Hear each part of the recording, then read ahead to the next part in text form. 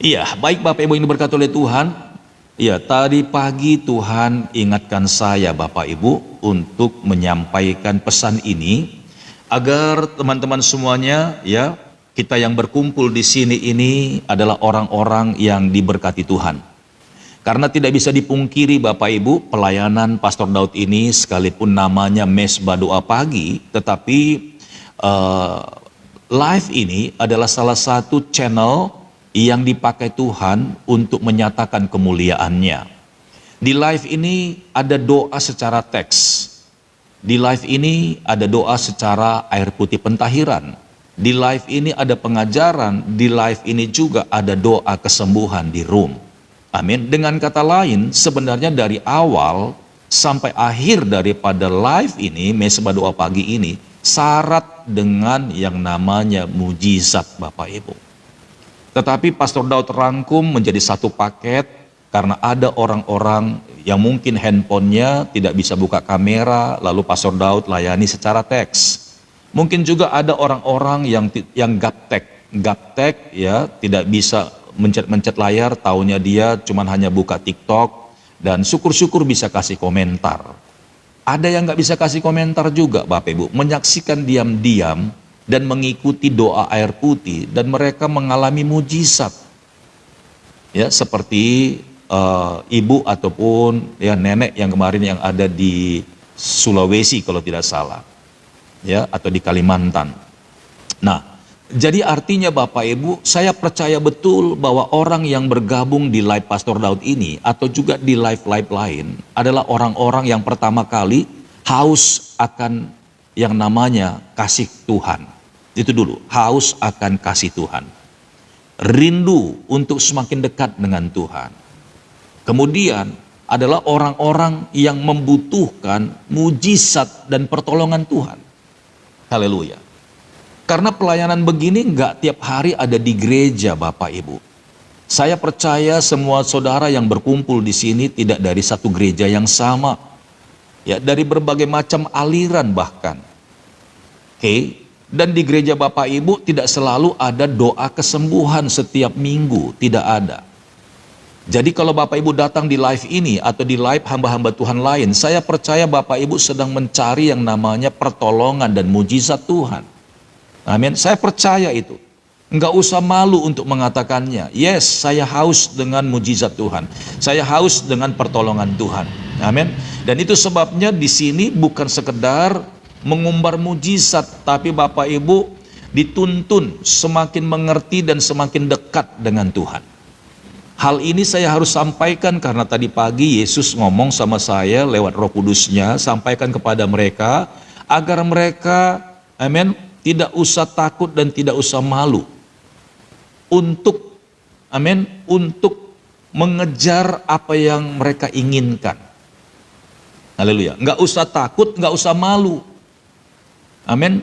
Kenapa sampai Tuhan bilang seperti itu? Karena ada banyak orang diam-diam Bapak Ibu mengikuti live ini, dan Tuhan tahu, sekalipun Pastor Daud tidak tahu, tidak lihat, tapi Tuhan tahu, Tuhan lihat. Amin.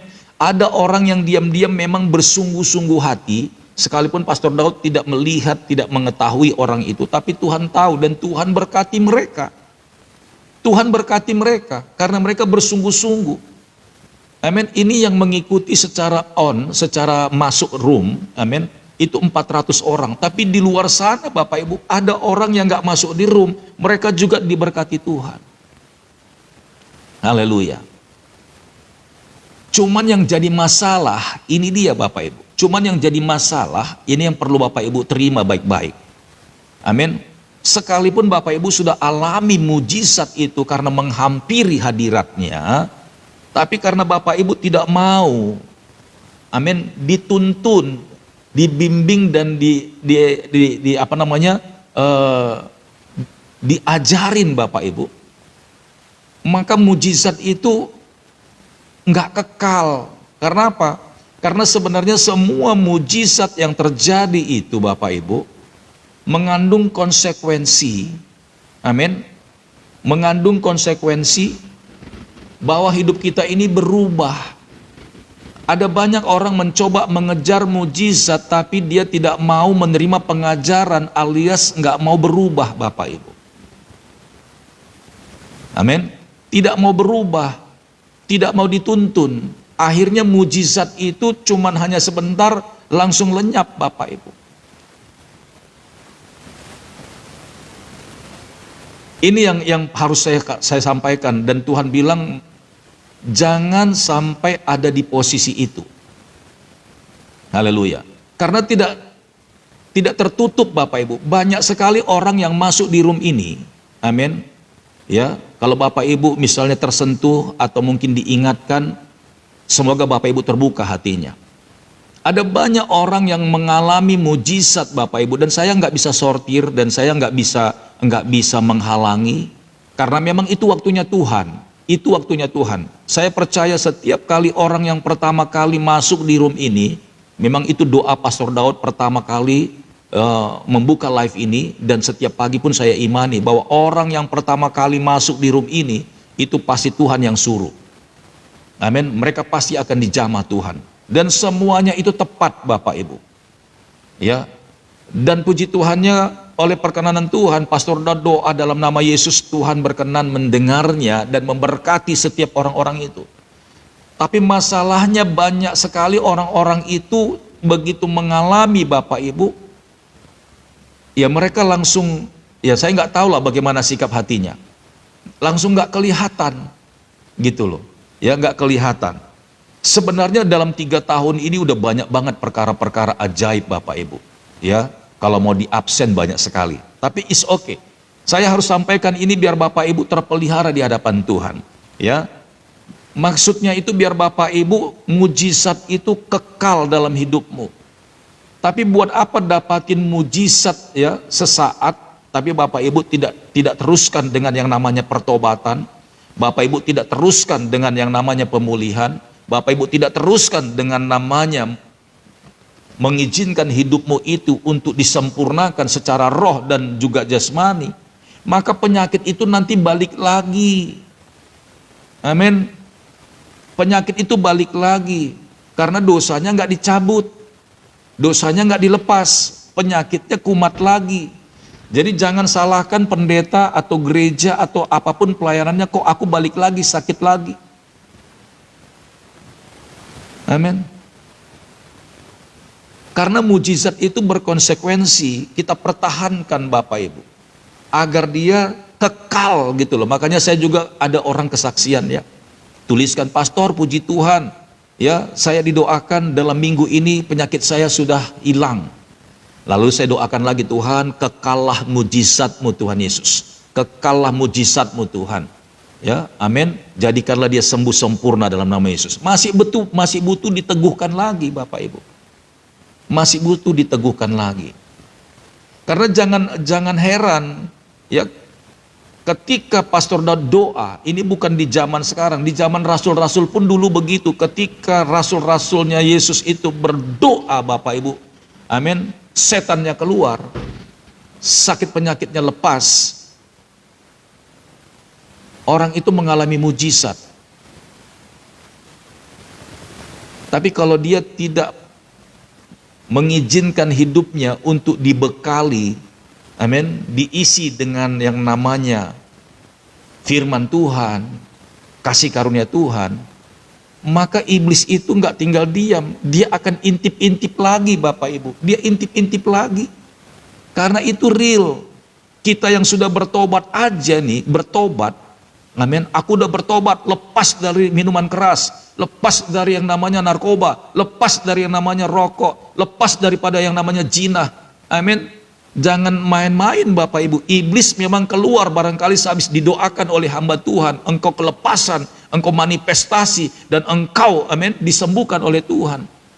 Jangan heran iblisnya masih ngintai lagi Bapak Ibu. Itu yang saya katakan, dia masih ngintip lagi di samping kiri kananmu. Dia sudah keluar dari dalam dirimu, tapi dia nggak puas, dia nggak mau, nggak rela untuk melepaskan anak-anak Tuhan yang sudah disembuhkan.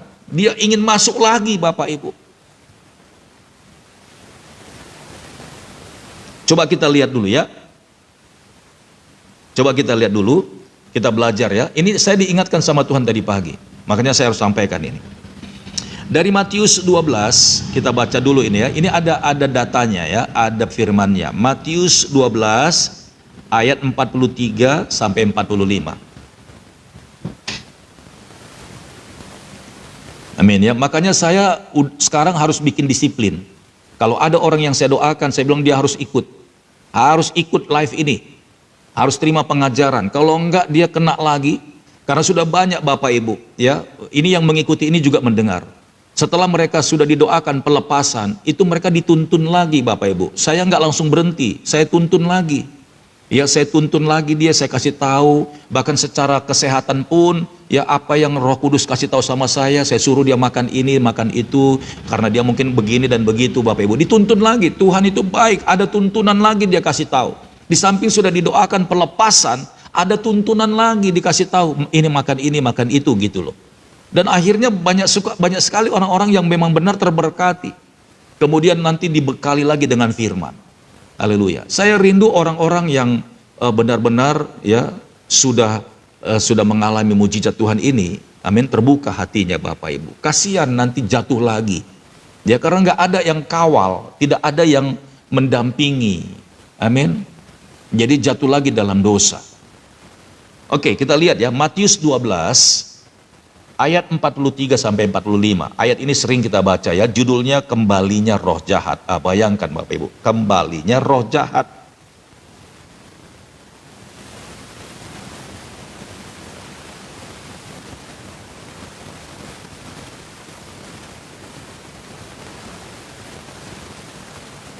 Ya, kita lihat ini. Apabila roh jahat, ayat 43, apabila roh jahat keluar dari manusia. Kapan itu roh jahat bisa keluar dari manusia? Kapan? Enggak mungkin roh jahat itu keluar dari manusia. Kalau dia udah masuk satu kali, itu dia meteraikan Bapak Ibu, itu dia punya.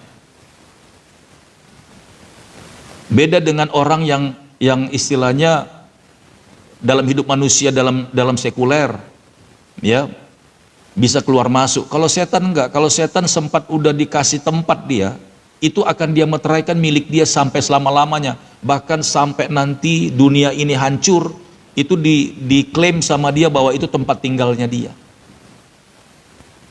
Jadi jangan coba jangan coba ya sekali-kali memberikan hidupmu, dirimu, tubuhmu, hatimu, pikiranmu untuk kasih masuk setan Bapak Ibu. Karena dia akan stempel, dia akan meteraikan itu punya dia. Ya, lihat nih, apabila roh jahat keluar dari manusia, cuman satu caranya bikin setan keluar dari manusia, cuman satu, dalam nama Tuhan Yesus, pelayanan pelepasan, darah Yesus, kuasa Roh Kudus, amin, hancurkan semua tembok-tembok, bahkan tipu muslihat iblis, bahkan materai. Ya, kalau kita lihat di dalam room ini, saya suka doa ya, semua mantra-mantra, getah-getah yang melekat di dalam tubuh setiap orang yang saya doakan itu Bapak Ibu. Dan itu semua yang melekat di dalam tubuhnya itu, amin, karena dia kan masuk secara bentuk, misalnya air putih, makanan yang sudah dimantra-mantrai. Dokter nggak bisa periksa itu penyakit Bapak Ibu. Orang yang terikat dengan kuasa kegelapan dibawa ke dokter, ke rumah sakit, nggak ketahuan penyakitnya.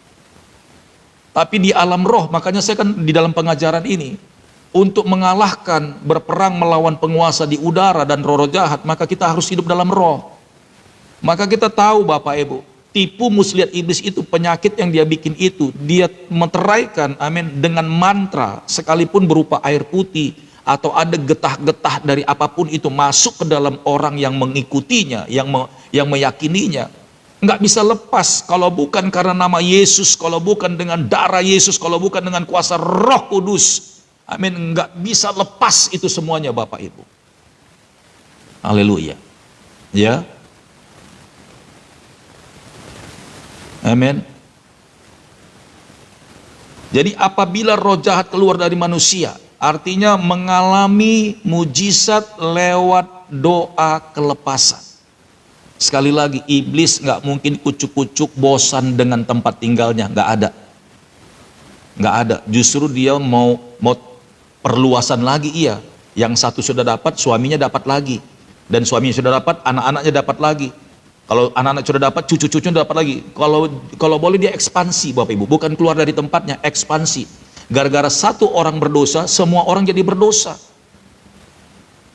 Karena satu orang bertobat, maka seisi keluarganya bertobat. Ada hukum kebalikan. Amin. Jadi kalau ada satu orang terjerat, satu orang hidup dalam dosa, maka sebelahnya akan ketepak. Iblis nggak mau ninggalin dia, tapi iblis akan perluasan daerah. Ekspansi dia, Bapak Ibu. Perluasan daerah, kena semua. Jadi nggak mungkin dia mau keluar dari hidupmu, nggak mungkin. Cuman satu cara untuk mengeluarkan itu, dengan darah Yesus yang kudus. Amin. Darah Yesus yang kudus. Dalam nama Yesus, api Roh Kudus. Haleluya. Jadi kita semuanya harus imani di posisi ini, karena ini tercatat di firman Tuhan ya. Jadi Pastor Daud berdasarkan pelayanan ini saya bedah ya, jadi saya sampaikan Bapak Ibu. Amin. Setelah setan itu ditengking keluar, cuman itu caranya ya. Jadi nggak mungkin ada setan di dalam tubuh kita, kita pergi ke dukun, lalu dukunnya keluar lagi, nggak mungkin. Pastilah ya, setan yang berikutnya akan bilang, oh yang di dalam teman saya, makanya jangan coba-coba pergi ke dukun lagi. Wah, yang di dalam teman saya nih, ini Pak RT nih, kita kan RW. Nanti Pak RT, Pak RW ada di situ, nanti ada lurah lagi nanti. Penguasa-penguasa, penghulu-penghulu, ya kan, pemerintah-pemerintah kan gitu kan, ada level-levelnya Bapak Ibu. Ada lagi nanti presidennya di situ, ada. Jadi jangan main-main Bapak Ibu, ya. Jangan main-main. Nah itu yang saya bilang kan, sekalipun kita nggak suka untuk pergi ke sana, tapi mereka ingin, amin, menyusupi hidup kita dengan apa Bapak Ibu? Ya, saya udah pelayanan banyak konseling pribadi ataupun di room. Haleluya. Dia menjerat anak-anak Tuhan itu dengan mata Bapak Ibu, mata, telinga, mulut. Dia bisa masuk lewat makanan. Makanan yang sudah dimantra-mantrai. Kita pikir itu pemberian orang. Kita pikir itu karena ada orang yang lagi syukuran. Haleluya. Amin. Ini bukan satu kali, sudah banyak kali Bapak Ibu. Masih ingat gak ada ibu-ibu yang saya doakan di Pekanbaru? Suaminya sebenarnya fokus yang didoakan, tapi istrinya, waduh, karena istrinya itu kena alergi terus, gatal-gatal terus, batuk-batuk terus. Sudah hampir tahunan Bapak Ibu. Ternyata waktu kita doa Bapak Ibu, suaminya padahal yang didoakan. Habis suaminya nggak pelepasan, istrinya minta didoakan. Istrinya didoakan, wih sampai mental Bapak Ibu, sampai mental. Setelah selesai didoakan saya tanya, kenapa kok bisa begitu? Saya bilang, apakah pernah ada yang kasih makanan? Baru dia terbuka, oh iya, begini, dia ceritakan Bapak Ibu. Haleluya. Ya. Jadi sekalipun kita nggak pergi ke situ, tapi yang begitu itu, perangkap itu akan mendekati kita kalau kita nggak peka. Makanya saya katakan di sini, kalau yang untuk yang begitu tuh, Pastor Daud pun juga pernah ngalami Bapak Ibu, jerah sudah. Jangan terlalu merasa lapar dengan pemberian yang begitu Bapak Ibu. Ya, jangan merasa lapar. Kalaupun diterima, kasih sama orang aja, atau bilang maaf aja, maaf, yang lain aja kasih gitu. Ini serius nih pengalaman Bapak Ibu. Kalau nggak jelas betul siapa orang itu, amin. Orang-orang yang sama-sama satu agama aja kita juga masih tanda tanya, apalagi yang enggak. No way. Jangan Bapak Ibu ya, jaga-jaga lebih bagus. Amin. Banyak. Saya tanya, saya doakan. Pernah begini? Enggak. Pernah begitu? Enggak. Kenapa bisa masuk? Saya udah bilang di layar ini, kalau memang yang di dalam Bapak Ibu itu memang ada isinya, kita doa dalam nama Yesus saja. Itu keluar, pasti keluar itu, nggak akan tahan Bapak Ibu. Dia bingung kejadian, dari mana ini datangnya? Kitanya yang kecolongan. Kita yang kecolongan, nggak jaga-jaga, terlalu terbuka, dan menganggap semuanya baik-baik saja. Kita nggak tahu ada orang yang nggak suka kalau engkau itu sehat. Kita nggak sadar, kita nggak ngerti kalau ada orang-orang tertentu yang nggak suka kalau engkau itu maju. Kita nggak sadar kalau ada orang-orang tertentu nggak suka kalau engkau diberkati, usahamu diberkati. Ada orang-orang yang nggak suka, itu sudah disusupi sama roh jahat. Secara kasat muka, amin. Kasat mata, tatapan wajah, tatapan muka, kelihatan baik-baik saja, ngomongnya sopan. Tapi hatinya nggak tahu Bapak Ibu. Amin. Jadi hati-hati di sini. Semua orang bisa jatuh. Makanya kan Alkitab juga katakan, waspadalah, berjaga-jagalah pada saat engkau lemah, pada saat ya dalam kebodohanmu. Ada ayatnya itu.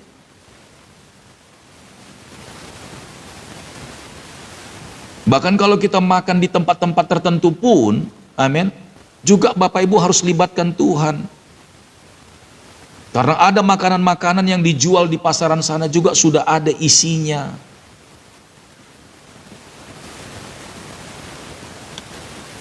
Ya, haleluya. Setelah makan itu Bapak Ibu merasa kok badanku nggak enak ya. Kalau nggak enak karena mungkin sakit perut, bisa saja makanannya itu nggak bersih, oke. Tapi ini lain, setelah makan itu Bapak Ibu mulailah malam itu mimpi yang aneh-aneh. Mulai agak-agak ada ketakutan gitu, kenapa? Padahal nggak dari mana-mana. Banyak itu yang sudah saya doakan juga, banyak Bapak Ibu. Dari mana Ibu kemarin? Iya pastor, saya baru ini melihat orang meninggal. Jangan anggap remeh dengan yang begitu, sekalipun itu kedukaan Bapak Ibu. Tapi orang-orang yang datang di dalam kedukaan itu kan di situ manfaatnya ketika banyak orang berkumpul Bapak Ibu. Banyak orang berkumpul. Ada orang-orang tertentu yang memang punya pekerjaan yang bisa dikatakan gak baik, ya memanfaatkanlah, amin, pekerjaan yang tersembunyi itu untuk membuat orang-orang sakit, terikat, biar nanti pasti carinya ke situ tuh untuk solusinya. Jadi udah pasti tuh makanan didoain, dimantra-mantrain.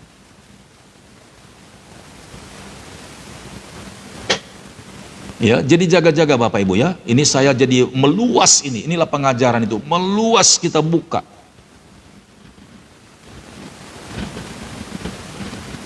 Jadi jangan terlalu yakin dengan semuanya itu baik. Berjaga-jagalah dan berdoalah. Sebab engkau tidak tahu kapan. Amin. Haleluya. Nah, apabila roh jahat keluar dari manusia, ia pun mengembara ke tempat-tempat yang tandus, mencari perhentian, tetapi ia tidak mendapatnya. 44, lalu ia berkata dalam hatinya, aku akan kembali ke rumah yang telah kutinggalkan itu. Maka pergilah ia dan mendapati rumah itu kosong, bersih, tersapu, dan rapi teratur. Nah, ini orang-orang yang saya katakan tadi di awal, amin, cuman sekedar cari kesembuhan dan mujizat, tapi tidak mau dituntun, tidak mau diajarin, tidak mau berubah, dan tidak mau bertobat. Makanya kalau di sini Bapak Ibu ada orang didoakan, harus pemberesan dulu. Kadang berkali-kali saya tolak di sini, maaf saya nggak bisa doakan kamu. Untuk apa kamu minta mujizat, amin, tapi engkau tidak berubah. Pernah satu kali ya, ada bapak-bapak suami di sini, istrinya tinggalkan dia. Ya kan? Dia minta tolong biar didoakan biar istrinya pulang. Saya tanya sama laki-laki itu, kenapa istrimu pergi? apa yang terjadi, apa yang kamu lakukan. Kamu cerita dulu. Karena untuk apa kamu suruh saya doakan istrimu biar pulang, seakan-akan saya paksa tangan Tuhan untuk turun mengambil dan mengembalikan istrimu. Kalau ternyata ada dosa di dalam hidup kalian. Lalu dia cerita, Bapak Ibu, cerita bahwa suaminya ini selingkuh, ketahuan sama istrinya, punya anak. Amin. Ya pantas ajalah istrinya lari. Nah, bagaimana mungkin saya bisa berdoa buat istrinya untuk kembali sementara dia belum dilayani pertobatan. Dia langsung minta mujizat biar suaminya dipulangkan Tuhan. Enak aja. Saya bilang, maaf Pak, saya nggak bisa doakan. Saya turunkan langsung, Bapak Ibu. Saya turunkan langsung. Karena Tuhan saya itu, Tuhan kita itu bukan Tuhan murahan yang saya suruh-suruh. Amin. Saya minta-minta. Saya harus jaga wibawa kerajaan surga. Saya harus berani nggak mau doakan itu. Bapak Ibu mungkin saksikan itu apa yang saya katakan ini. Saya tolak, Bapak Ibu. Jadi jangan coba-coba ya buat saudara-saudara yang menonton ini secara tersembunyi. Amin. Sekalipun ada mujizat terjadi karena engkau beriman saat ini, tapi engkau tidak mau bertobat dan engkau tidak mau berubah, maka setan itu akan datang lagi masuk.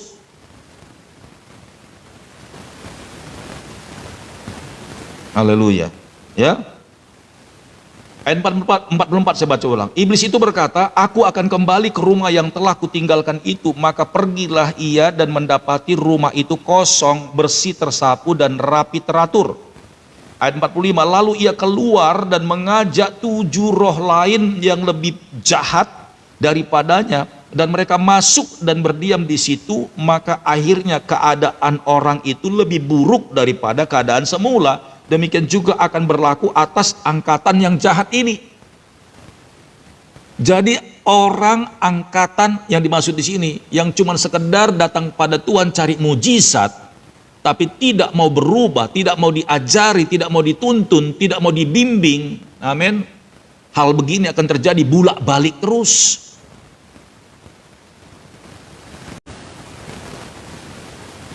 Lama-lama jadi apatis untuk yang namanya menyebut nama Tuhan, karena merasa Tuhan itu ternyata cuma segitu.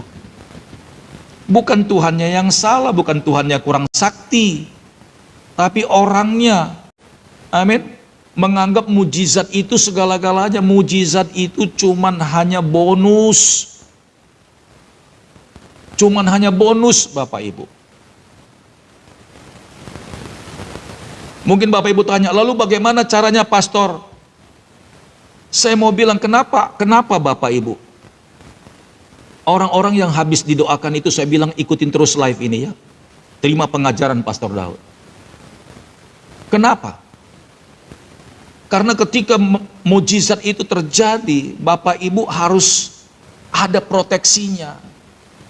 Ada kebenaran yang menjaga dan yang menuntun engkau. Itu juga bisa dikatakan Roh Kudus, Bapak Ibu. Sekalipun lewat pengajaran dan hikmat itu Roh Kudus harus menuntunmu, nggak boleh keluar dari situ.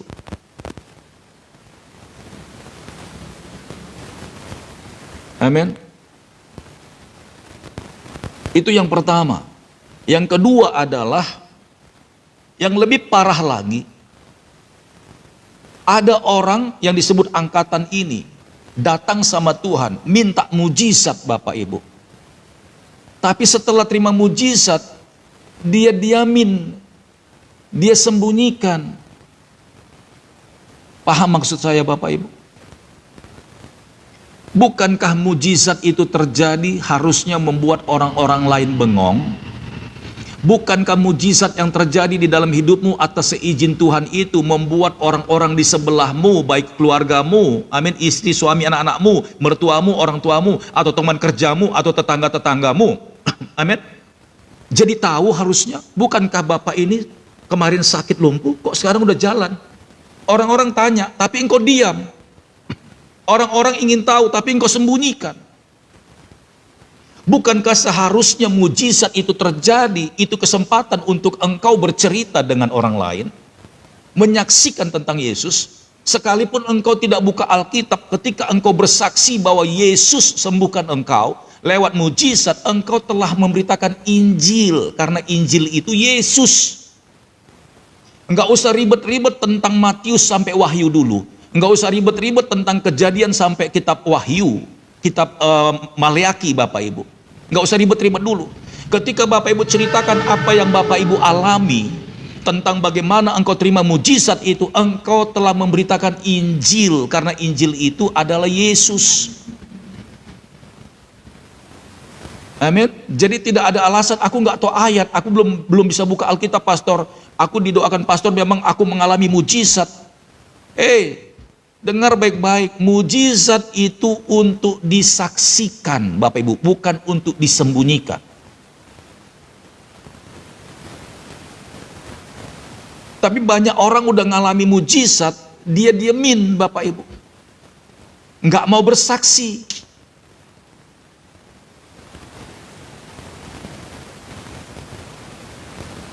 Itulah orang yang mengalami mujizat dan di dalam hatinya itu rapi tersusun, Bapak Ibu. Alias kosong. Cuman tertata rapi, nggak ada penghuninya. Tapi ketika engkau mulai bercerita tentang kesembuhanmu, mujizatmu, engkau sedang merawatnya, engkau sedang memeliharanya, engkau sedang mempertahankan itu. Hari ini, besok, terus, dan engkau terus bersaksi. Menceritakan kepada orang-orang. Haleluya.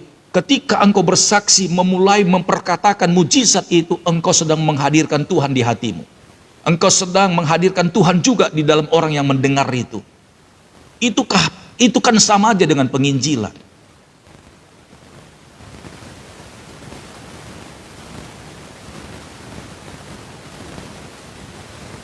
Amin.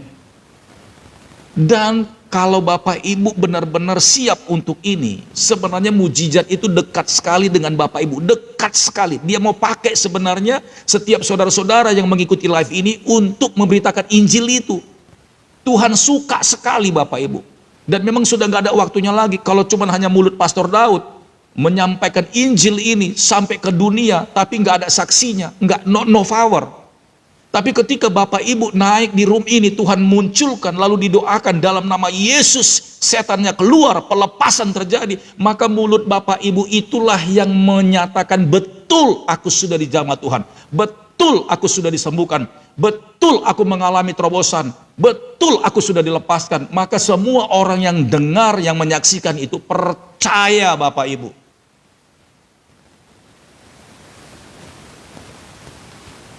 Karena ada buktinya. Itulah penginjilan yang paling efisien, yang paling powerful. Ketika orang mati bangkit, ketika orang lumpuh berjalan, ketika orang buta melihat. Untuk apa orang lumpuh berjalan di dalam kamarnya dijamah Tuhan tapi nggak mau keluar menceritakan? Buat apa orang buta melihat sembunyi di rumah tapi nggak mau bersaksi keluar? Untuk apa mujizat itu? Bukankah itu artinya kosong? Amin. Itu yang dimaksudkan iblis itu. Karena melihat tersusun rapi, nggak ada penghuninya, rumah kosong, Bapak Ibu. Lalu dia undang lagi 7 roh jahat, Bapak Ibu.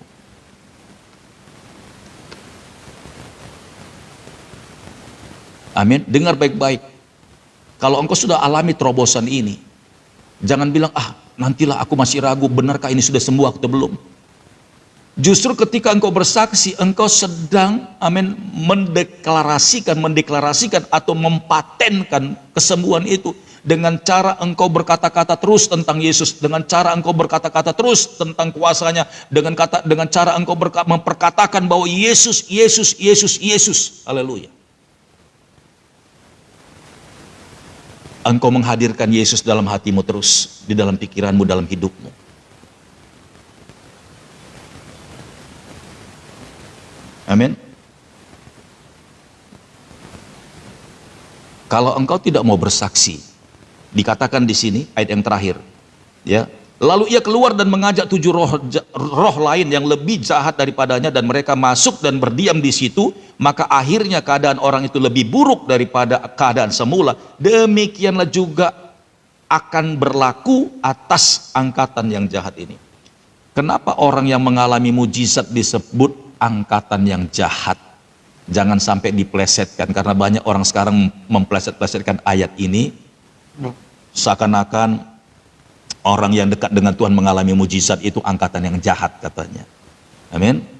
Kita bedah pelan-pelan. Semoga ada yang mendengar ini dari orang-orang yang tidak seiman, jadi tahu. Jadi angkatan yang jahat yang dimaksudkan Tuhan adalah sudah mengalami mujizat tapi menipu diri sendiri. Itu jahat itu. Sudah mengalami kebaikan Tuhan tapi menahan dan tidak menceritakan orang lain agar orang lain mengalami hal yang sama. Itu jahat, Bapak Ibu. Itu sama dengan pencuri. Mau terima yang baiknya tapi tidak mau membagikan kepada orang lain. Amin. Haleluya. Jadi angkatan yang jahat ini adalah orang-orang yang suka kejar mujizat tapi nggak suka untuk menceritakan tentang Yesusnya. Bagaimana menurut Bapak Ibu? Inilah angkatan yang jahat. Sudah tahu dia punya masalah berat, sudah tahu dia punya penyakit parah, sudah tahu dia bahwa maut itu akan mengejar dia. Dokter angkat tangan, rumah sakit nyerah, obat-obat terhebat pun sudah nggak mampu, Bapak Ibu. Lalu didoakan oleh hamba Tuhan siapapun sembuh, tapi nggak berani dia untuk menyaksikan mujizat itu. Bukankah itu sebuah kejahatan? Tadinya dia napasnya sudah satu-satu di ruang ICU. Haleluya. Tapi begitu Tuhan hadir lewat doa hamba-hamba Tuhan siapapun itu, tapi dia nggak mau bersaksi, Bapak Ibu.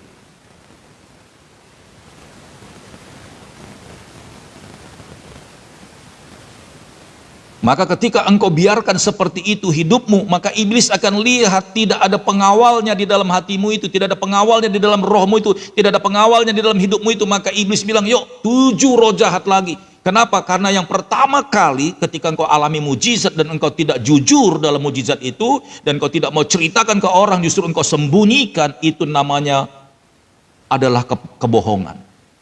Dari situ aja sudah ada satu dosa yang ngintip, Bapak Ibu. Kemudian roh pencuri. Amin. Orang yang tidak mau mengakui kebaikan Tuhan dan menyaksikan ke orang lain, itu namanya mencuri kemuliaan Tuhan. Mencuri kemuliaan Tuhan.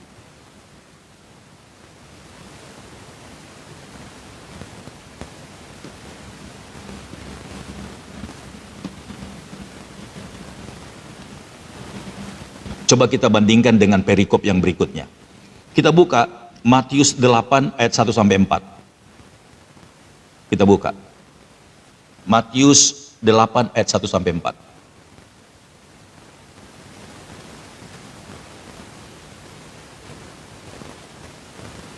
Mungkin ada yang bertanya, iya pastor, saya sudah mengalami mujizat Tuhan tapi saya belum sembuh total. Justru karena belum sembuh total itulah engkau berjuang. Karena Tuhan sudah buka pintu itu sedikit dan engkau bisa lewat, maka engkau berjuang. Saksikan, bertambah engkau bersaksi, semakin lepas dia, semakin engkau ceritakan kemuliaan Tuhan, semakin keluar itu segala penyakit itu, Bapak Ibu. Saksikan aja, siapa yang doakan, di mana kamu didoakan, gereja mana yang doakan, ceritakan aja di TikTok gitu aja lah. Nggak usah sebut nama hamba Tuhannya. Jangan-jangan sesat itu nggak satu gereja dengan kita. Terserah kaulah, apapun yang kau bilang terserah kaulah. Yang penting aku rasakan bagaimana Tuhan sudah kerja di dalam tubuh saya dan aku disembuhkan sama Tuhan. Terserah kaulah, mau bilang sesat kayak, mau bilang macam kayak, terserah kaulah. Yang penting akulah yang tahu, aku yang rasakan itu. Aku sudah berubah, aku sudah bisa makan, aku sudah bisa minum, aku sudah bisa berjalan. Aku tahu itu Tuhan Yesus.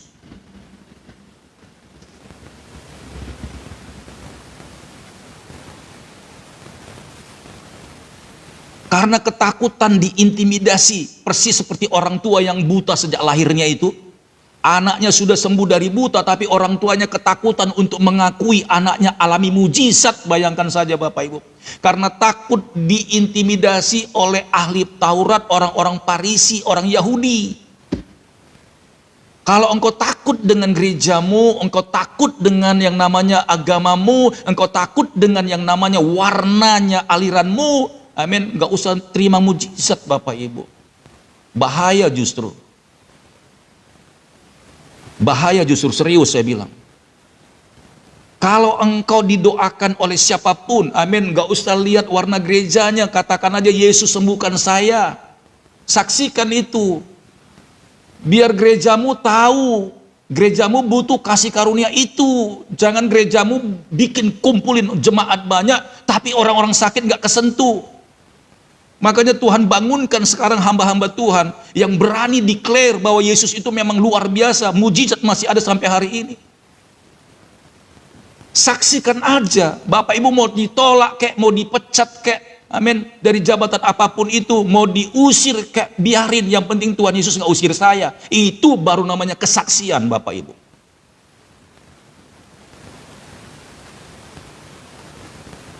Jangan coba-coba curi kemuliaan Bapak Ibu, jangan coba-coba curi kemuliaan. Amin, jangan coba-coba curi kemuliaan. Makasih banyak ya buat Ibu Rita.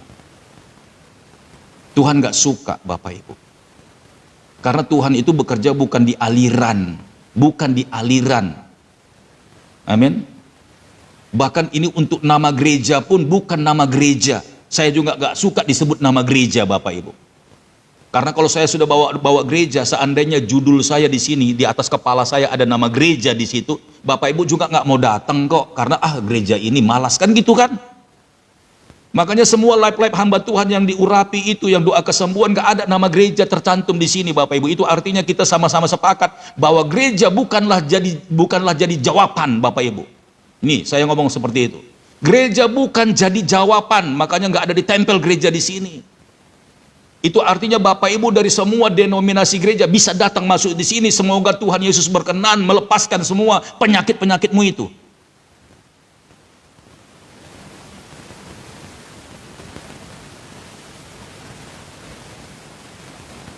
Amin ya. Haleluya. Lihat, pengajaran ini bikin setan-setan dari kuburan bangun loh Bapak Ibu. Kalau Bapak Ibu nggak benar-benar bangun, amin, setan-setan itu akan ngejar Bapak Ibu semua.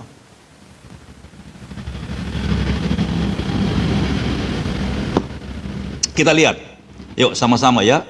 Ini namanya pengajaran Bapak Ibu. Jadi saya harus to the point. Amin, to the point Bapak Ibu. Haleluya.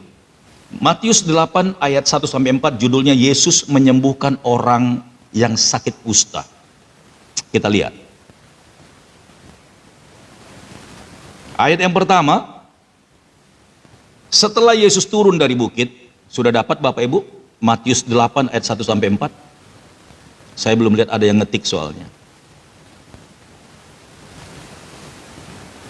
Oke ya, Atik Pasaribu sudah tulis. Oke, ayat yang pertama, setelah Yesus turun dari bukit, orang banyak berbondong-bondong mengikuti dia. Maka datanglah seorang yang sakit kusta kepadanya. Ini seorang ya, kan ada yang 10 orang kusta kan, yang satunya kembali, yang 9-nya tidak kan.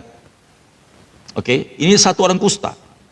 Setelah Yesus turun dari bukit, orang banyak berbondong-bondong mengikuti dia. Maka datanglah seorang yang sakit kusta kepadanya, lalu sujud menyembah dia dan berkata, Tuan, jika Tuan mau, Tuan dapat mentahirkan aku. Bukankah itu sebenarnya seperti live TikTok ini? Saya nggak kenal ada orang-orang yang lagi butuh didoakan, orang itu datang minta didoakan naik di room. Sama nggak ini Bapak Ibu? Sama. Amin. Dan ini saya katakan iman yang nekat. Sebenarnya orang kusta itu nggak boleh keluyuran sembarangan, karena dia secara yang namanya peraturan kota, ya, apalagi keagamaan, orang yang sakit kusta itu sudah divonis, amin, orang yang akan membahayakan orang lain. Penyakitnya itu menular. Jadi orang kalau sudah kena kusta, maka dia diisolasi. Tempat tinggalnya, daerah tinggal mereka itu dikhususkan. Hanya orang-orang yang berurusan pentinglah yang bisa masuk di sana. Selainnya nggak boleh, berbahaya. Bayangkan Bapak Ibu, udah sampai segitu loh hinanya mereka.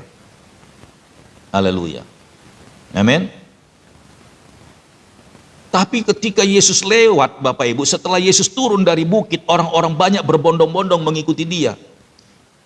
Di dalam pikirannya orang yang sakit kusta ini, Roh Kudus bicara sama dia, bangun, tinggalkan tempatmu itu. Jumpai Yesus, mintalah sama dia kesembuhan dan mujizat itu. Saya percaya juga orang-orang yang naik di room ini juga sama Bapak Ibu.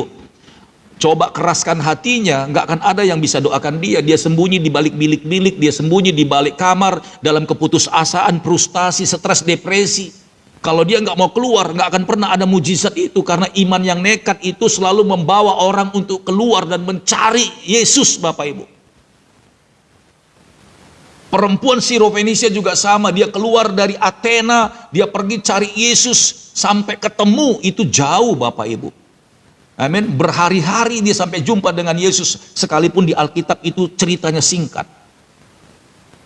Kalau dia tidak keluar dari kampung halamannya, meninggalkan agamanya, amin, untuk sepakat dalam hatinya sesuai dorongan Roh, untuk pergi cari Yesus, anaknya itu nggak mungkin sembuh, karena dia udah bawa ke tabib-tabib, dia udah bawa mungkin ke tokoh-tokoh agamanya dia, nggak lepas juga itu setan, nggak mau keluar. Mau nggak mau dia harus, amin, menyerahkan hatinya, pikirannya untuk cari Yesus. Itu iman yang nekat Bapak Ibu.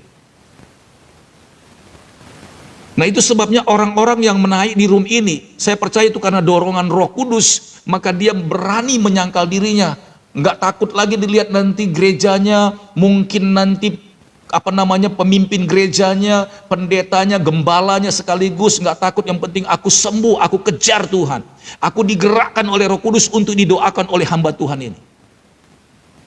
Makanya banyak terjadi Bapak Ibu kelepasan, karena itu memang Roh Kudus yang dorong Bapak Ibu. Itu iman yang nekat, sama seperti orang kusta ini. Setelah Yesus turun dari bukit, orang banyak berbondong-bondong mengikuti dia, maka datanglah seorang yang sakit kusta, keluar dari kediamannya, menjumpai Yesus. Pastilah murid-murid Yesus, weh, sono, diusir juga itu Bapak Ibu. Kamu itu lagi sakit, ini banyak orang, nanti semuanya ketepak, jangan. Karena peraturan daerah, perda, ataupun mungkin dari pemerintahan setempat itu memang sudah membuat peraturan, orang kusta nggak boleh keluyuran di jalan utama, tidak boleh ketemu sama orang-orang sehat. Tapi dia nekat Bapak Ibu, karena yang dia datangin ini Tuhan Yesus. Amin. Setelah Yesus turun dari bukit dan orang banyak berbondong-bondong mengikuti dia, maka datanglah seorang yang sakit kusta kepadanya, lalu sujud menyembah dia dan berkata, Tuhan, jika Tuhan mau, Tuhan dapat mentahirkan aku. Yesus lihat Bapak Ibu, hanya orang-orang yang sungguh-sungguh membutuhkan Yesus dengan iman yang nekatlah yang akan bertindak seperti itu. Pertama, dia tinggalkan zona nyamannya. Kedua, dia nggak takut apa kata orang. Amin. Karena dia kusta. Dia nggak takut kalau dia mungkin diblok, diusir, ditendang. Dia nggak takut. Yang penting dia butuh Yesus. Kemudian dia tersungkur merendahkan hatinya. Amin. Dia tersungkur di depan Tuhan. Itu ciri-ciri orang yang beriman nekat. Apakah kita sudah seperti itu? Apakah saudara-saudara sudah punya hati, punya sikap seperti itu? Kalau Sakeus dia manjat pohon ara, dia nggak takut malu apa kata orang karena dia seorang kepala pemungut cukai, pejabat daerah. Dia nggak peduli apa kata orang, yang penting aku lihat Yesus dan Yesus lihat saya. Orang yang sakit kusta ini juga rupanya imannya sama, karena Roh Kudus yang sama yang berbicara. Cepat kejar dia kalau kamu mau sembuh. Cepat minta sama dia, datang ke hadapannya, tersungkurlah di hadapannya. Saya mau bilang, kalau engkau tidak rendah hati pun, kalau engkau punya masalah, sakit penyakit, kalau engkau tidak rendah hati, bahkan mengeraskan hati, dan engkau justru menjaga nama baik manusia ketimbang menjaga nama Tuhan, engkau tidak akan sembuh-sembuh. Kalau engkau lebih memilih karena takut dipojokkan manusia, dan engkau tidak takut dipojokkan Tuhan, silakan Bapak Ibu.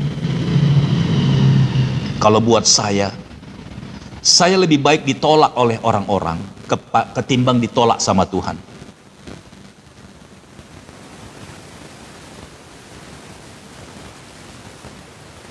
saya lebih suka saya enggak diakui sama manusia ketimbang saya enggak diakui sama Tuhan. Itu iman yang nekat, Bapak Ibu. Ya, itu iman yang nekat. Jadi kalau Bapak Ibu mau mengalami sesuatu dengan Tuhan, ambil langkah seperti orang kusta ini. Enggak takut apa kata orang. Yang penting aku ketemu sama Tuhan Yesus. Yang penting aku dijamah sama Tuhan. Yang penting aku sembuh. Yang penting aku alami mujizatnya. Haleluya. Kita lihat ya. Dia bilang begini, Tuhan, jika Tuhan mau, Tuhan dapat mentahirkan aku. Orang-orang sudah ketakutan minggir karena orang kusta mendekati Yesus. Tapi Yesus tidak tolak dia. Justru Tuhan tahu, ini orang yang selama ini jadi bahan pembicaraan, yang selalu diludahi. Ya kan, kalau dia lewat kan orang jijik kan, diludahi kan. Cuy, untuk menghilangkan rasa jijik itu diludahi, biasanya itu Bapak Ibu. Sekalipun bukan menghina, tapi orang meludah itu untuk menghilangkan rasa enek dan jijik itu Bapak Ibu. Meludah. Ini orang yang selalu jadi bahan pembicaraan, ini orang yang selalu jadi bahan cibiran, amin, hinaan. Tuhan mau pakai ini orang untuk jadi bahan diskusi juga Bapak Ibu. Karena dia berani, amin, tidak takut apa kata orang, maka nanti ketika dia disembuhkan Tuhan, maka dia juga tidak akan takut apa kata orang. Tapi kalau orang mau kejar mujizat tapi takut apa kata orang, maka sekalipun nanti terjadi mujizat sama dia, dia juga akan takut apa kata orang.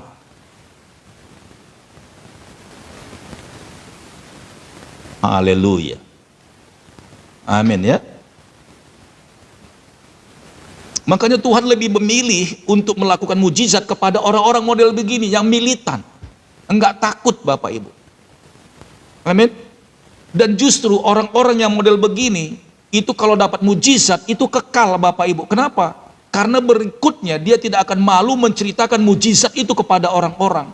Dan itu yang saya katakan tadi, orang yang baru, amin, didoakan, baru setannya keluar, sakit penyakitnya keluar, maka ketika dia pergi memberitakan mujizat itu alias bersaksi, maka disitulah mujizat itu kekal dalam hidupnya.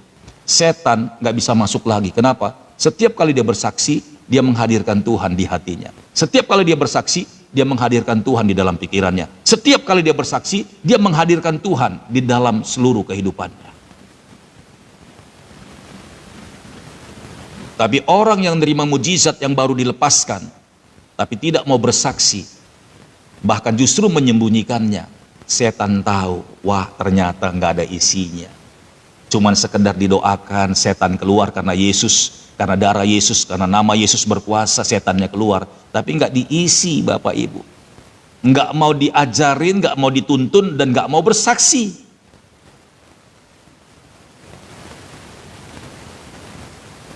Amin. Jadi buat saudara-saudara yang sudah alami mujizat, yang sudah didoakan, ya, yang nggak mau bersaksi dan nggak mau bertobat, dengar nih baik-baik.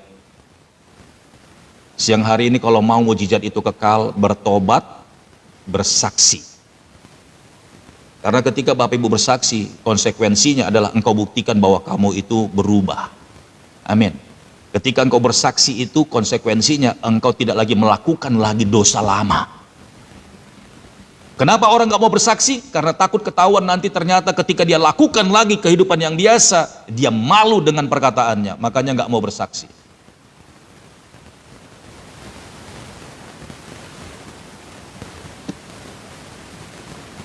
Amin. Kita lihat ya. Tuhan, jika Tuhan mau, Tuhan dapat mentahirkan aku. Berikutnya, lalu Yesus mengulurkan tangannya, menjamah orang itu dan berkata, aku mau, jadilah engkau tahir. Seketika itu juga tahirlah orang itu daripada kustanya. Ini sama ceritanya dengan orang yang baru ditinggalkan sama setan. Sama kan? Tapi lihat berikutnya. Lalu Yesus berkata kepadanya, ingatlah, jangan engkau memberitahukan hal ini kepada siapapun, tetapi pergilah, perlihatkanlah dirimu kepada imam, dan persembahkanlah persembahan yang diperintahkan Musa sebagai bukti bagi mereka. Tuhan melarang dia untuk menceritakan ke semua orang. Ini in moment time. Tapi yang langkah pertama Tuhan bilang, tunjukkan dirimu kepada imam. Kenapa tunjukkan dirimu kepada imam? Karena ternyata imam itu juga yang memberikan keputusan orang yang sakit, kusta, mendapatkan ini, hendaklah dia tidak boleh begini. Itu kan imam kan, pemegang yang namanya hukum, pemegang yang namanya perintah. Dulu imam itu ditakuti, disegani di bait Allah. Dia sama seperti gubernur yang bisa bikin yang namanya surat keputusan. Haleluya. Jadi ternyata Tuhan tahu cara yang paling efisien untuk bersaksi, jumpai imammu. Wow, karena imam ini mewakili ribuan orang. Ketika imam menyaksikan orang kusta ini dia sudah sembuh, kulitnya sudah halus, luka-lukanya nggak ada, dibukain. Lalu orang kusta itu juga memberikan persembahannya kepada imam, sekalipun imam itu bukan yang sembuhkan Bapak Ibu. Tapi sebagai rasa syukurnya kepada Tuhan dia bawa persembahannya kepada imam. Tapi imam tidak bisa lagi berkilas. Imam tidak bisa lagi, amin, punya alasan benar adanya orang kusta ini sembuh. Lalu dia bikinlah pengumuman, dia bikinlah peraturan bahwa yang bernama ini dia sudah sembuh dan saya sudah melihat dan menyaksikan bagaimana kustanya sudah lenyap. Haleluya. Itu sama dengan bersaksi Bapak Ibu. Makanya saya rindu orang-orang yang sudah dijamah sama Tuhan di sini, ditonton oleh ribuan orang, dijamah, dilepaskan sampai teriak-teriak. Saya selalu bilang sama saudara-saudaraku di sini, come on, bersaksi. Karena ketika Bapak Ibu bersaksi, orang-orang pan melihat, oh iya benar loh udah sembuh. Iya benar loh, dia sudah dilepaskan. Dan gak bisa lagi, amin, seperti dielakkan, udah nggak bisa dielakkan lagi. Orang-orang pasti percaya karena mujizat itu nyata. Jangan tahan, saya rindu Bapak Ibu. Iya, berkelit. Benar nih, Ibu Damaris ini memang cekatan sekali. Memang saya suka dengan Ibu Damaris ini. Ya. Udah nggak bisa berkelit lagi karena ada buktinya. Ditonton Bapak Ibu, pelepasan itu mungkin ya jam-jaman.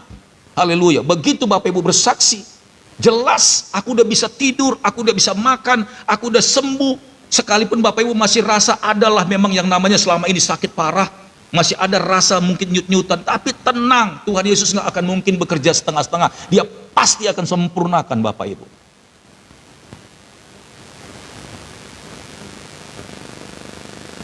Makanya banyak orang sudah didoakan Bapak Ibu, menghilang dia, pergi. Dan dia merasa bahwa dia sudah masalahnya sudah beres.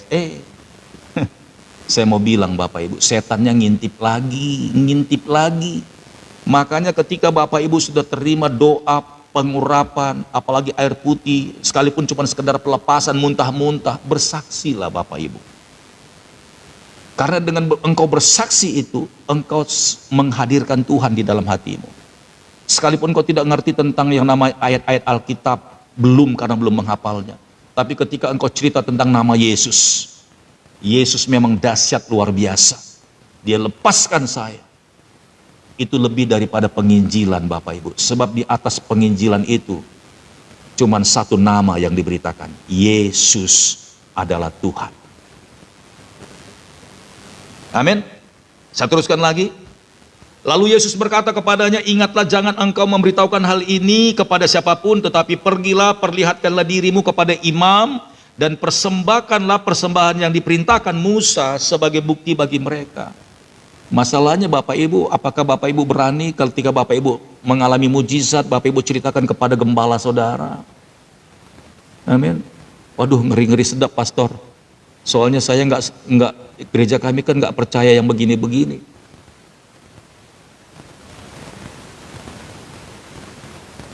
Tuhan tunggu keberanianmu. Tuhan tunggu keberanianmu. Tuhan tunggu pertanggungjawaban itu. Engkau sudah menerima jamahan Tuhan, kuasa Tuhan. Amin. Kalau engkau sembunyikan Bapak Ibu,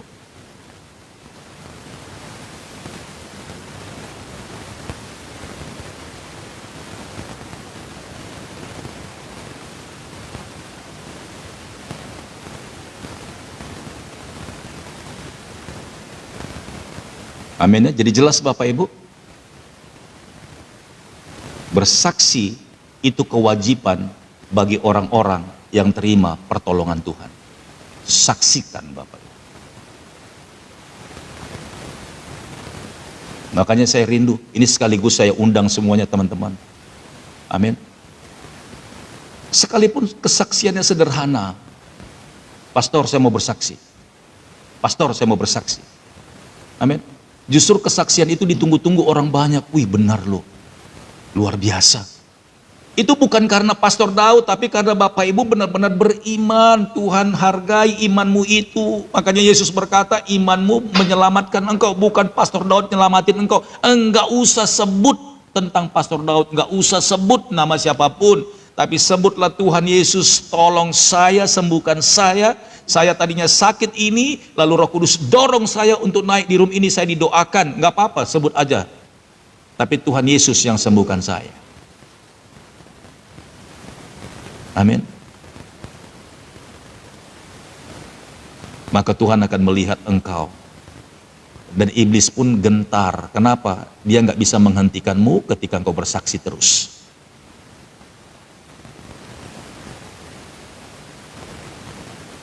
Haleluya. Kita buka 1 Petrus pasal 2 ayat ke-9. 1 Petrus pasal 2 ayat ke-9. Iya, mau lihat ya penganugerah ya. Terima kasih Pastor. Iya, sama-sama. 1 Petrus pasal 2 ayat ke-9.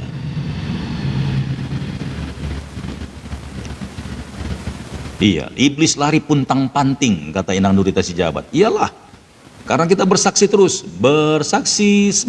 Bersaksi sampai Tuhan datang. Bersaksi sampai Tuhan datang. Gitu ya, bersaksi terus Bapak Ibu. Haleluya. Oh, glory, haleluya, kekallah Tuhan mujizatmu.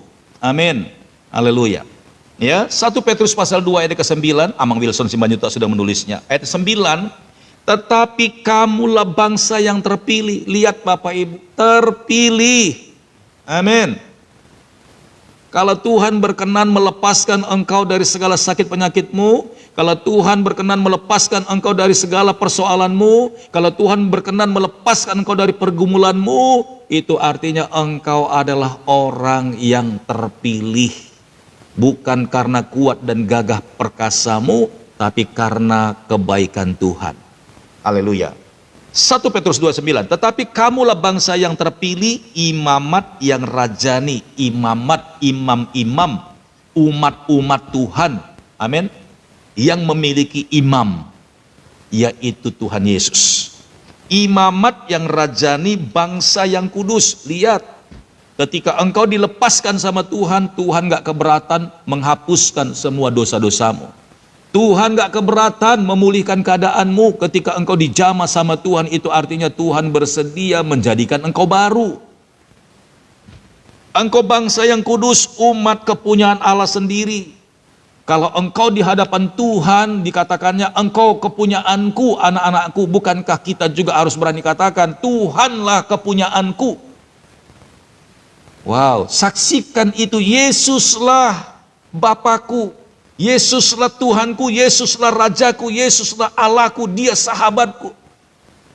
Jangan malu untuk mengakui Tuhan. Tuhan aja nggak malu mengakui kita, bahwa kita ini umat kepunyaan Allah sendiri, milik pribadi, tebusannya.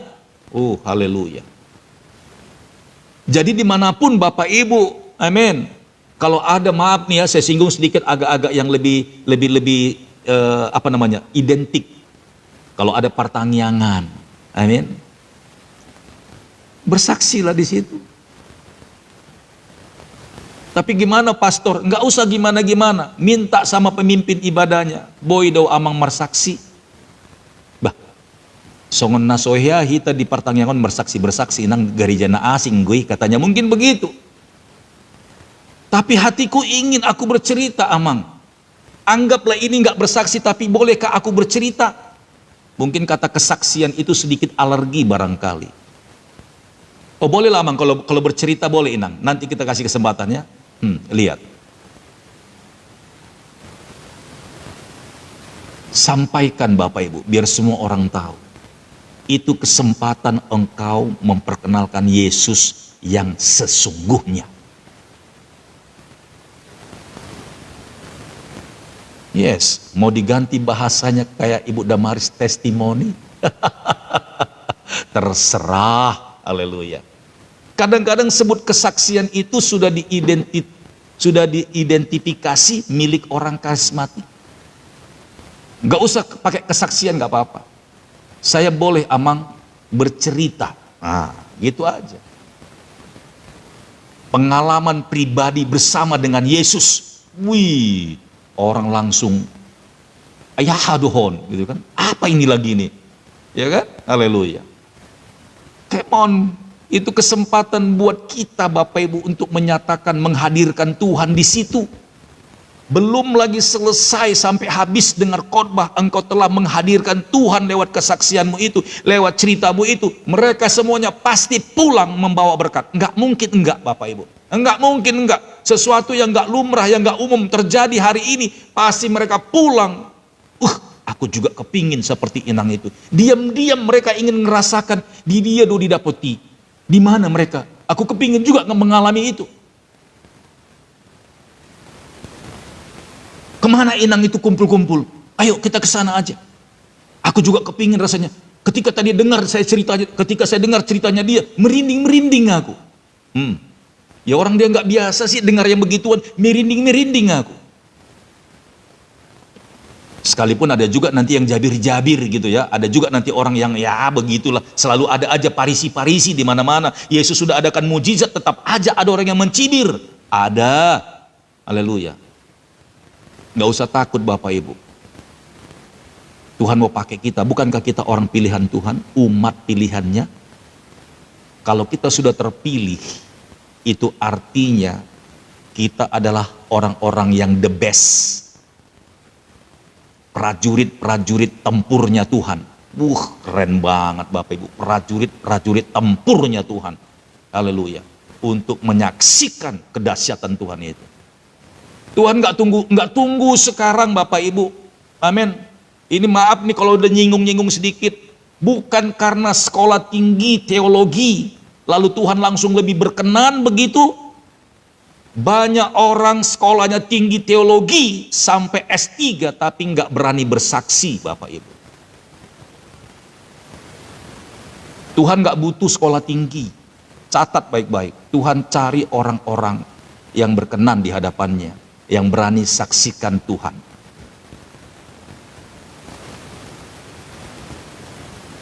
Itu yang Tuhan bilang, orang yang bodoh akan mempermalukan orang yang hikmat.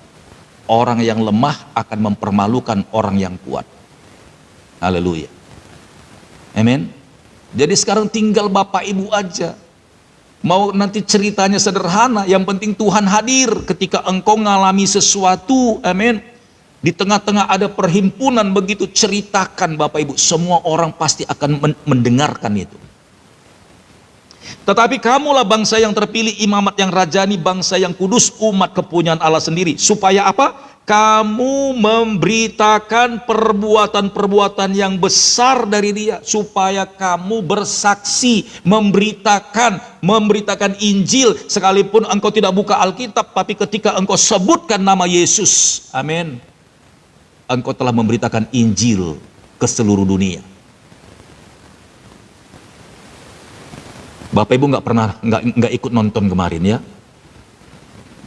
Siapa yang menyaksikan Pastor Daud ketika Pastor Daud olahraga jalan kaki yang kemarin itu? Saya saksikan di sini. Beberapa anak rohaniku kemarin lihat saya. Jadi sehabis live ini, saya kemarin ambil jalan kaki selama 30 menit di depan rumah. Saya live Bapak Ibu. Saya live, saya shoot. Ada buah-buahan, ada pohon jambu, ada pohon pisang ya. Ibu Mulyani lihat ya, anak rohaniku yang di Medan lihat. Rupanya pohon jambu yang berbuah lebat itu, saya selalu lewat, saya lihat bagus banget jambu bol Bapak Ibu. Bagus banget. Saya lewat suka lihat, rupanya pas lagi saya jalan, di giliran balik berikutnya, yang punya rumah, yang punya pohon jambu itu keluar. Bapak-bapak nggak pakai baju, tapi kakinya pincang, ada perban. Pertama kali saya bicara tentang jambu, bapak itu rupanya habis colok-colok. Dia bilang, bapak mau? Boleh pak, kalau bapak berikan nggak apa-apa. Rupanya di pintu gerbangnya itu sudah ada jambu yang dia colok-colok kematangan, takut jatuh, dia taruh di keranjang. Barangkali ada yang minta, silakan ambil di situ. Baik itu bapak itu. Tapi ketika saya dikasih jambu 3 biji, mata saya fokus kepada kakinya. Bapak, kakinya kenapa? Oh iya pak, kemarin luka kena pagar berkarat. Pagarnya berkarat. Tetanus bapak itu. Saya langsung, Roh Kudus bilang, kesempatan, doakan dia. Wah, saya bilang, saya pun diperhadapkan dengan tantangan yang sama, sekalipun saya sudah pendeta. Roh Kudus bilang, doakan orang itu. Kau mau jambunya doang. Haleluya. Saya bilang, Pak, maaf, saya bilang begitu.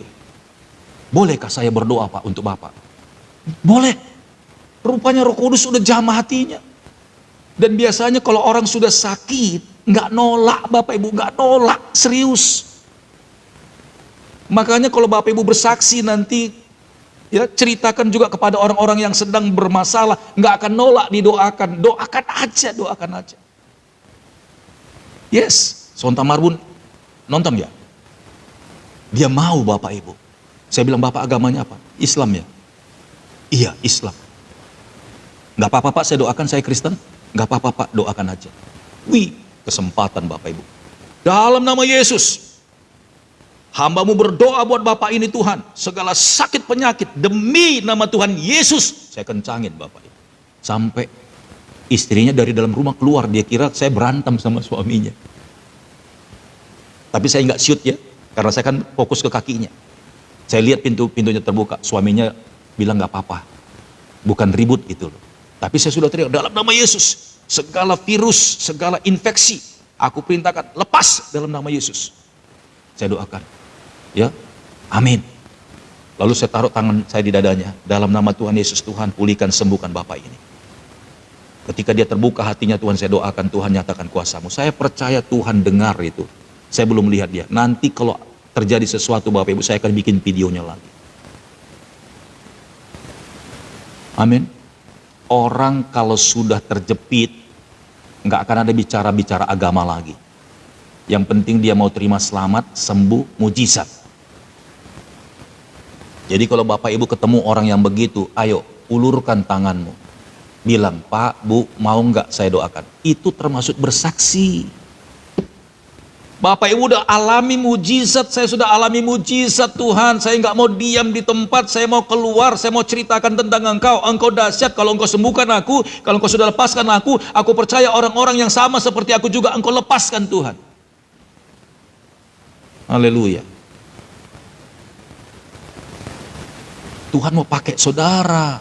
Untuk apa tadi lihat? Untuk supaya kamu memberitakan perbuatan-perbuatan yang besar dari dia. Nggak pandang bulu lagi. Jangan bilang aku ini bukannya pendeta, seminari. Tidak, engkau sudah alami mujizat. Itu artinya kerajaan Allah sudah datang kepadamu.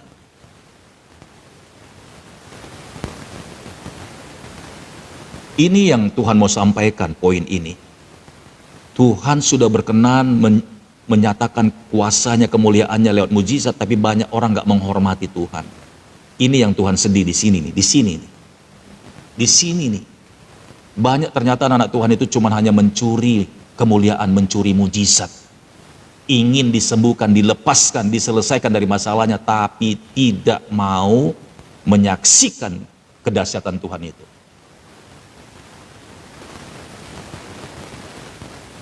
Haleluya.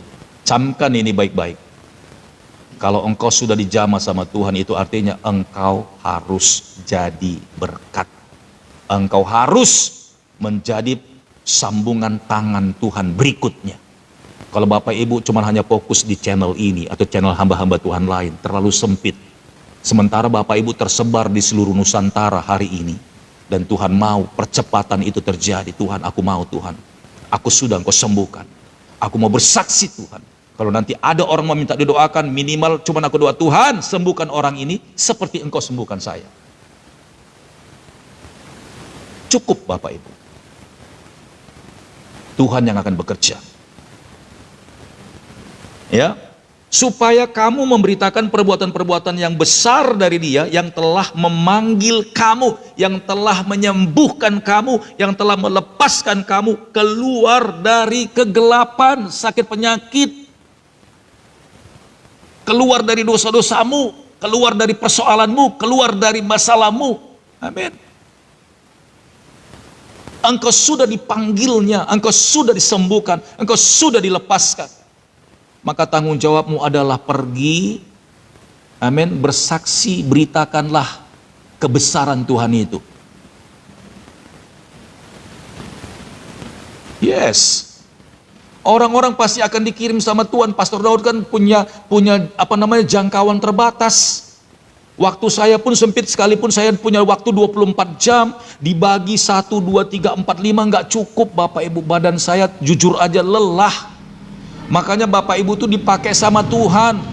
Bapak Ibu dapat sumbernya dari Pastor Daud dari Tuhan. Maka orang-orang lain itu dapatnya dari saudara, jangan lagi dari saya.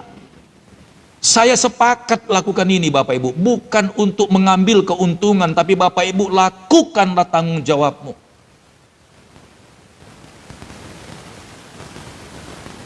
Jangan diam Bapak Ibu, saksikan. Amin. Yang memanggil kamu keluar dari kegelapan kepada terangnya yang ajaib. Banyak orang-orang yang sedang dalam kegelapan seperti kitab Yesaya pasal yang kedua. Amin. Bangsa-bangsa yang tinggal dalam kegelapan berduyun-duyun datang mencari pengajaran itu. Kemana? Ke orang-orang Sion Bapak Ibu, orang-orang terpilih. Sion itu adalah orang-orang terpilih. Haleluya. Yang terakhir, Matius 12 ayat 28. Inilah dasar pengajaran hari ini. Amin. Inilah dasarnya. Matius 12 ayat 28.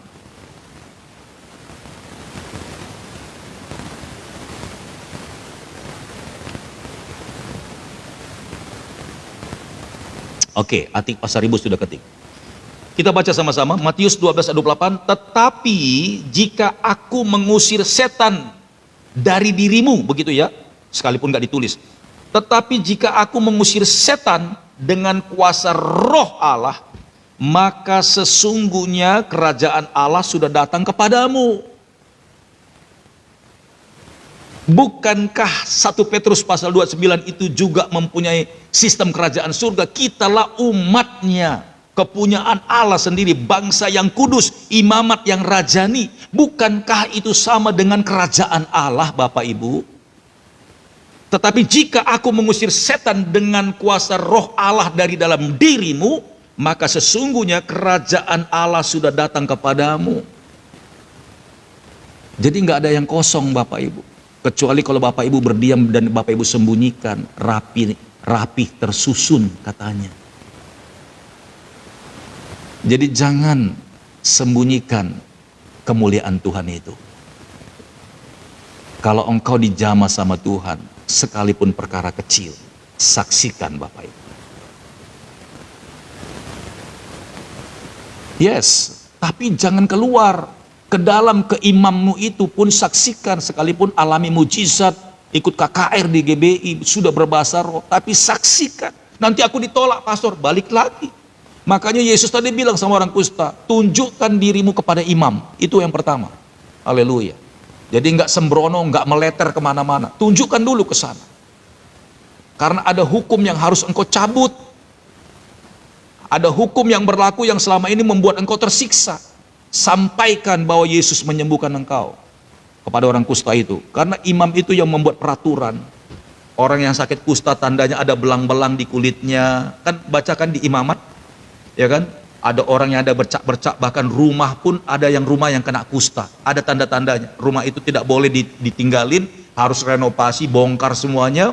kemudian diurapi, amin, dikuduskan, lalu yang namanya kusta secara namanya rumah itu semuanya akan dihancurkan. Itu imam yang nentukan. Makanya Tuhan bilang tunjukkan kepada imam, biar engkau itu dicabut semua hukum-hukum yang mengikat dan menindismu. Lepas. Habis itu biarkan nanti mereka bercerita. Oh, haleluya. Amin. Jadi pagi hari ini Tuhan ngomong sama saya di situ, kasih tahu sama mereka.